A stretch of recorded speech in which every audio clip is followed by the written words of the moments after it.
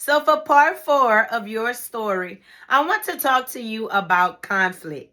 So, we're talking about all month, we have been talking about your story. Y'all, excuse my voice, okay? And when you're reading a book, you have different parts of the book. The last part we're going to talk about today is the conflict. When I think about the conflict of a story, it's like the whole meat of the story almost in a sense, because it's like where things actually happen and things change and things take place. I think about like the conflict of a story being like the end, where you've overcame so many different things and the end result is way better than you have ever imagined.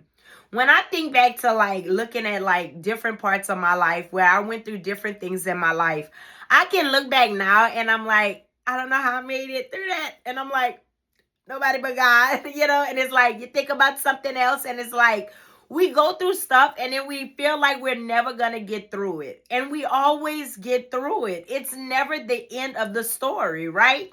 God always provides us with the strength that we need to go through different seasons in our lives. Though sometimes it's very uncomfortable for us, we have to encourage ourselves. That's what David said in the Bible. Encourage yourself in the Lord and know that God will not allow you to go through things that would take you out. Sometimes we don't want to deal with stuff and go through stuff, but it's all part of the process of our story. When I think about like even my story and the season that I'm in right now, I wouldn't say I'm like at the end of my story, because I don't know, because tomorrow might be my last day on earth. Who knows, but God knows. But I feel like, chapter by chapter, we start a different part of our lives and different seasons take place. And wherever it is, and I think about like for my life, yeah, though I'm kind of feeling like I'm kind of at the end of my story. I'm almost 50. Like in a couple of years, I'll be like 50. So like, well, really technically next year I'll be 50. But yeah, I know I look good for my age, but thank you.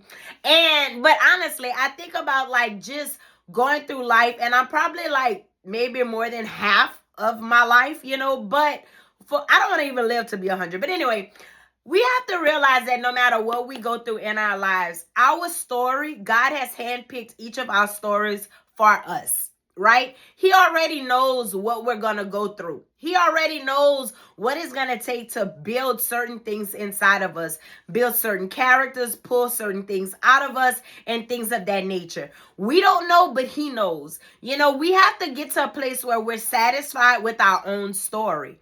We cannot go through life hoping and praying that we could be living life of somebody else's story. That is not the story that God wrote for you. God wrote your story specifically for you to go through whatever it is that you have to go through.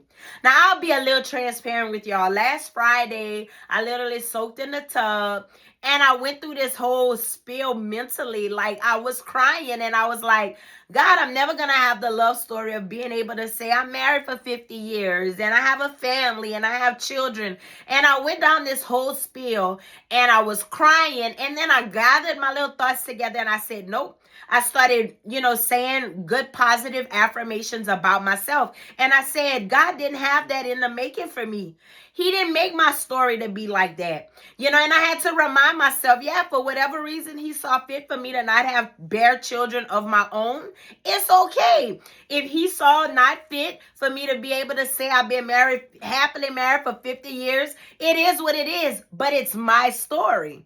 Our stories all look different. And though we don't always like certain parts of the story, it still is your story. And nobody else can do better in your story than you.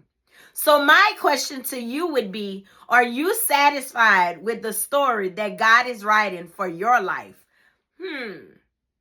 That's a food for thought. Because if you're not, you should be. Because you are the best character for your story. Amen? Amen.